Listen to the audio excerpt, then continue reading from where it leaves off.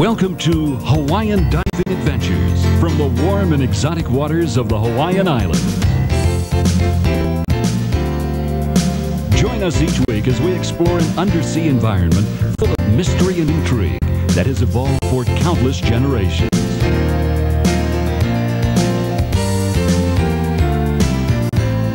The Hawaiian Archipelago, surrounded by the greatest body of water on our planet, the mighty Pacific Ocean. Let Captain Kimo Santos and Master Scuba Instructor Keller Laros take you on a rarely seen world filled with beautiful creatures and fascinating places.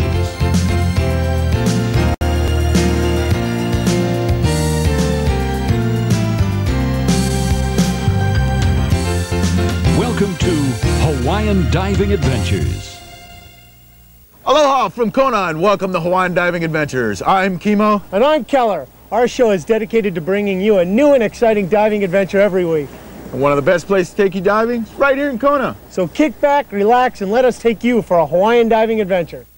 Hawaiian Diving Adventures will be right back.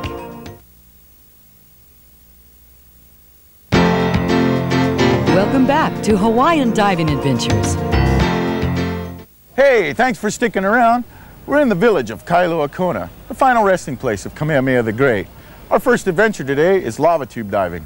The island of Hawaii is made up of several volcanoes and is literally riddled with lava tubes above and below the water.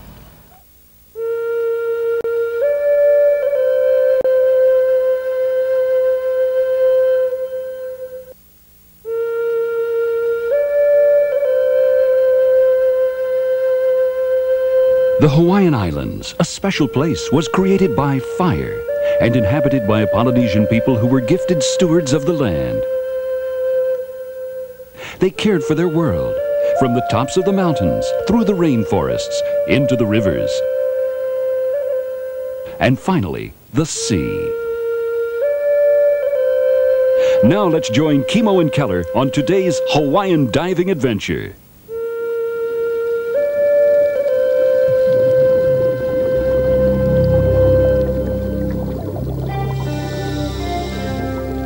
As you know, Keller, I think one of my favorite types of dives has to be lava tube diving. I love lava tube diving. Yeah. Did you know that lava tubes were created when the outer crust of a fast-moving lava flow cools and hardens? When the river of hot lava inside runs dry, it leaves a hollow tube behind. I knew that. You did not. I always like to think about what it must have been like when hot lava was running through these tubes. The long lava tube here at Red Hill is about 100 feet long. It was a dark and creepy place, but it sure was a good place to find eels.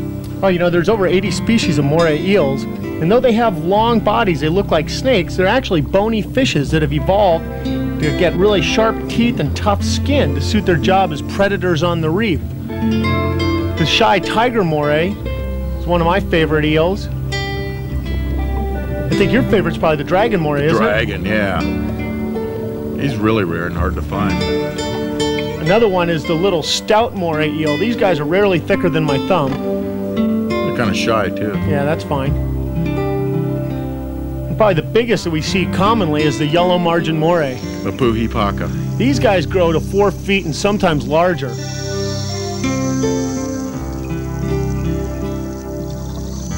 Yeah, most eels are nocturnal and seek shelter during the day. Like this yellow margin, the guardian of the long lava tube.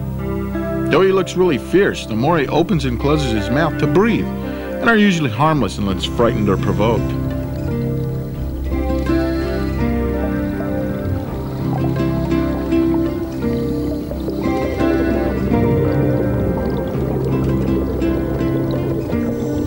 Barrel roll. I love the skylights in lava tubes. Holes in the ceiling allow beams of sunlight to shine inside. I love this tube. It's always fun diving these lava tubes, but it sure is nice to see the exit. You know me, I'm always have my eye open for a clean, empty shell. Add to my collection. Well, you got a great shell collection, Kimo, but I seem to recall this day you didn't find a shell, did you? No. Found some nice rocks, though.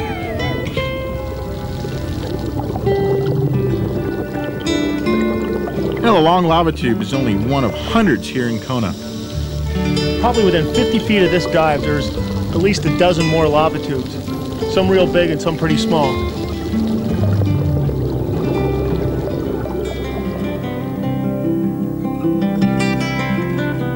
You know, that was a fun dive, but I was looking forward to joining our friend Gina and diving a lava tube called Suck 'em Up.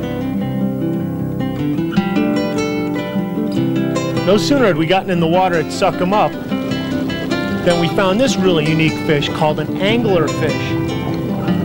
They're called anglerfish because of this little spine on their forehead that they use kind of like a fishing pole and a lure, and it attracts smaller fish right up to their mouth. Yeah. The anglerfish can engulf a fish almost as large as his entire body. Really? That was a big one. Well, these guys are masters of camouflage because of their porous skin. It allows algae to grow on their body. Yeah, I sometimes get algae on my body. Yikes.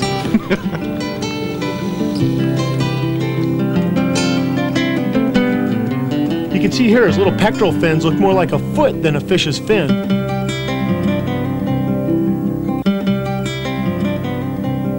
Frogfish suck water into their mouth and squirt it out through their gills, kind of like a jet. When they swim, they kind of hop more like a frog rather than swim like a fish. Oh, that was cool. Now, the Suck 'em Up lava tube has really large skylights, which allow lots of light to enter the tube. Its narrow exit makes water suck in and out rather forcefully as waves pass overhead. They ought to name the dive site Spit 'em Out. It does suck them up and spit them out.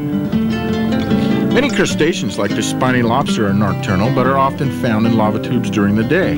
I especially like finding them during lobster season. I'll come over to your house for dinner then. Its cousin, the slipper lobster, lacks the spines and claws, but it's highly camouflaged. These guys are good too. And these beautiful, rare, and exotic harlequin shrimp like to live in pairs, and sometimes can be found feeding on their favorite food, the starfish. These guys are my favorite. They're really hard to find. The harlequin shrimp have sharp-edged claws that they use to slice and dice as they eat. Love the colors. This kind of crab uses his hind legs to hold a sponge on his back as camouflage.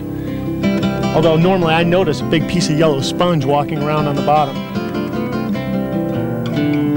This 7-Eleven crab, rarely seen during the day, gets his nickname from the spots on his back. These guys have huge claws. Yeah.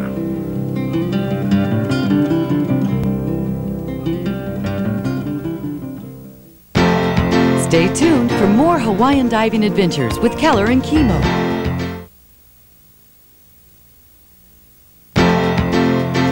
Welcome back to Hawaiian Diving Adventures. You know, Keller, being a boat captain and dive master, it isn't all fun and suntans. It takes a lot of hard work to be a scuba professional, but we do get to wear goofy hats like our friend Joe. But in all seriousness, we love our work because sometimes we do get very lucky and get in the water with some things that most people only see on TV or read about in books, like this young whale shark. That was a cool dive. These guys are friendly and harmless. Whale sharks are the largest fish in the world, and they grow to 40 or 50 feet in length, yet they have no teeth and eat only microscopic plankton. These are friendly and harmless. You know, whale sharks are the largest fish in the world. You know, and every dive offers a hidden surprise, like this little white-tipped reef shark. Or this green sea turtle.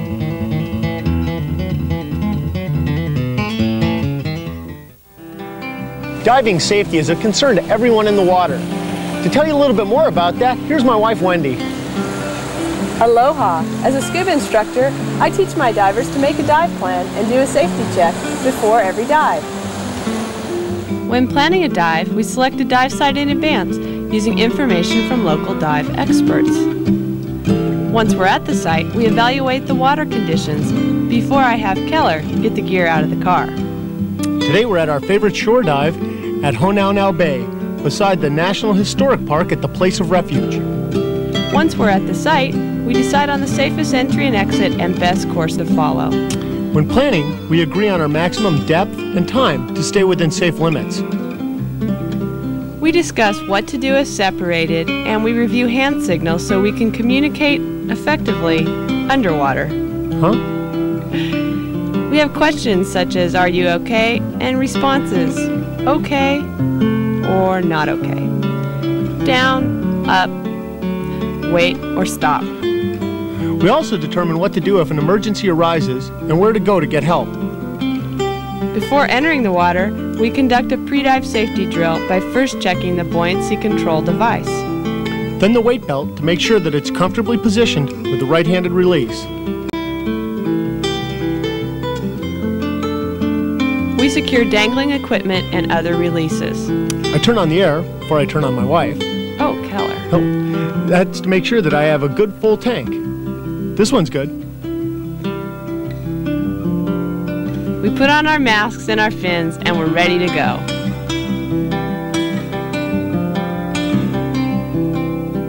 This is a great place to spend the day. There's excellent snorkeling and fantastic diving. With the easiest entry and exit of any shore dive on the Kona coast. Remember to plan your dive and do a safety check before starting your dive adventure.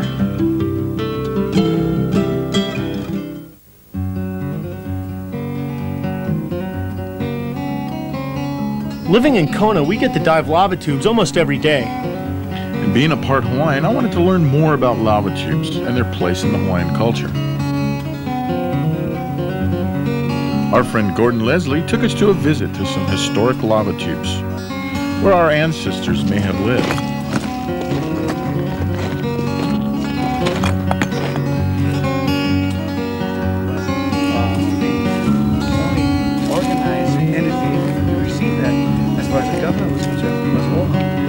So Gordon, tell us a little bit about ancient mines, lava tubes, and caves in this area. Well, I think it's very clear that during the periods our early Hawaiians established this land, as you can see around us, we have probably 90% of vegetation we see today is introduced plants and trees, and therefore the land was quite barren.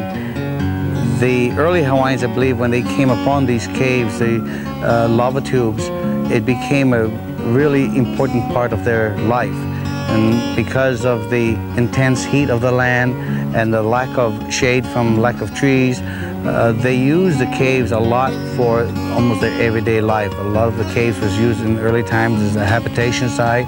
Small caves were used as just shelters where they would escape the heat of the day to do their arts, carving out their hooks and things that they use on everyday life. So the caves, I believe, that we know in this land here played a very important role in the early Hawaiian survival on the coast here.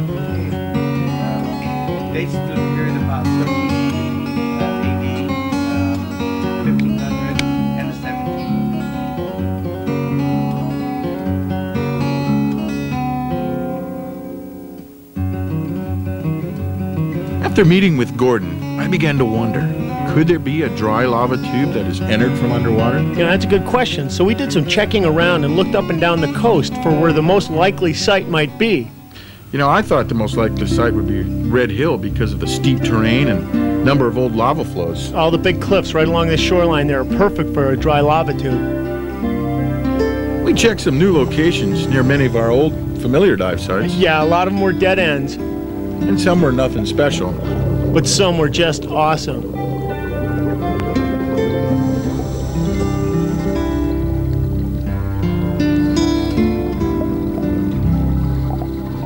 And then that one that we entered, that one gave me chicken skin, boy. Well, we entered that thing and it like sucked you in like suck 'em up, except it was totally black.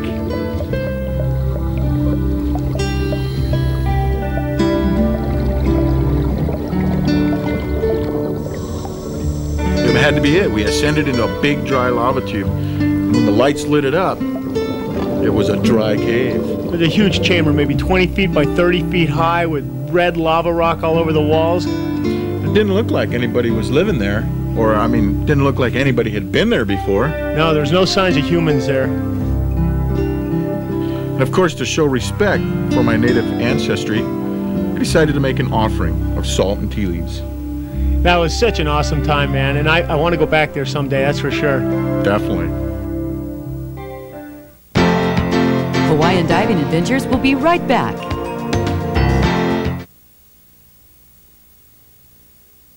This Hawaiian Diving Adventure Equipment Minute is sponsored by Princeton Tech. Whenever we dive, one of the pieces of equipment that helps make our dives more enjoyable are underwater lights. This palm-sized light is for daytime reef exploration. With a simple twist-on switch and bright halogen bulb, it helps to enhance and reveal colors of marine life.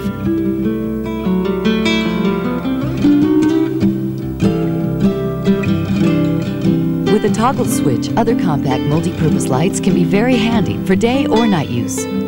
These lights are compact with an excellent power-to-weight ratio and are waterproof at depth. The aqua flare is attached to our tanks and helps us keep track of our buddy on night dives. Remember to make sure you have the proper lighting to help enhance the enjoyment of your dive.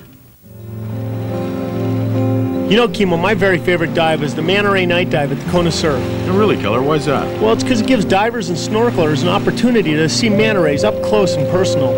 I heard they were formerly called devil rays because of the cephalic fins on their head that look like horns. Yeah, that's true, but now we know that manta rays are really shy and harmless animals that really enjoy diving with people. Well, as the sun sets, we depart Kailua Pier and head south to Keauhou Bay, where the manta rays are often seen.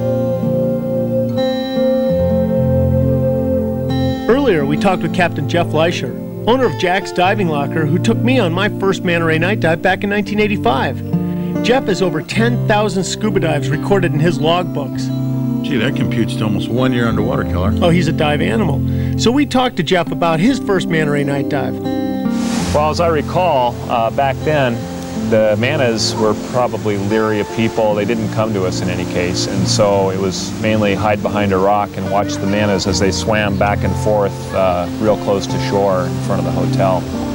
People have learned, I think, that it's best to keep our hands off the rays, don't chase them, don't try to touch them, don't try to ride on them. Just be passive, and then the rays are going to come to us, and that's what's been happening lately. It's always nice to get close to big animals, especially big, harmless animals, and this is a great opportunity for that. It's also a great photo opportunity.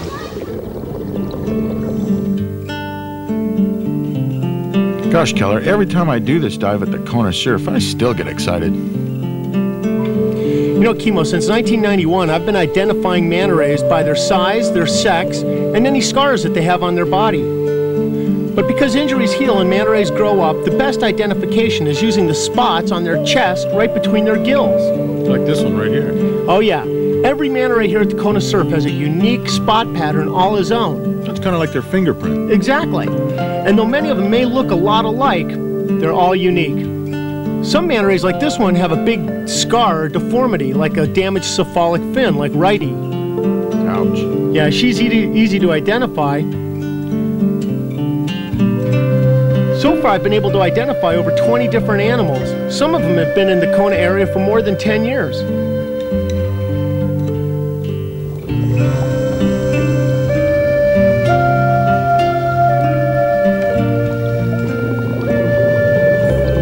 Our dive lights sure did attract lots of microscopic plankton. That's manta ray's favorite food, these little tiny creatures. They can fill up on all that? Well, when you're a giant manta ray, you got to eat lots and lots of plankton. Sometimes they do somersaults like this one here. Then that makes them able to feed in a very localized area. They sure are big. This one here, we call her W. She's probably 10 feet across, and she's using her cephalic fins here, kind of like a funnel, to force water and food into her mouth. That spot pattern did look like a W. Oh yeah, for sure. She's really easy to identify. So graceful, too. Oh yeah. A lot of these injured manta rays might have a hard time surviving in the wild, but fortunately, this dive kind of acts like a halfway house for injured manta rays. Yeah, Righty here seems to be doing fine. Oh yeah. Well, you can see this video here. Back in 1992, this manta ray Hook had that big cut in his wing. Now, a couple years later, he's completely healed. Wow, that's amazing.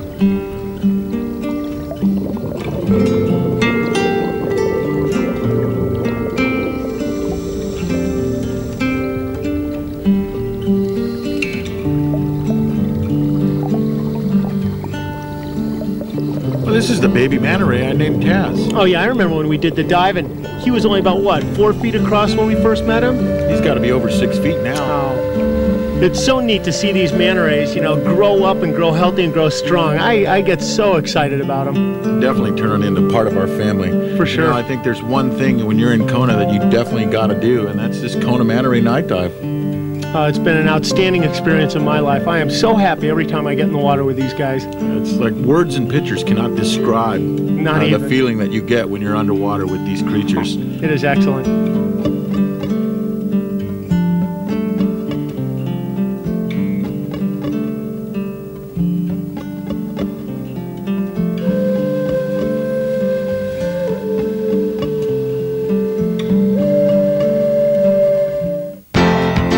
We'll be right back with more Hawaiian diving adventures.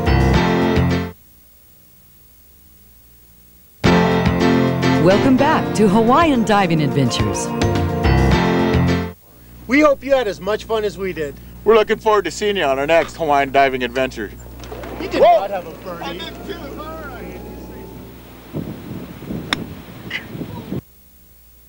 We would like to say a very special mahalo or thank you to Jeff and Terry Leisher and the staff at Jack's Diving Locker. And to Breeze Hawaii.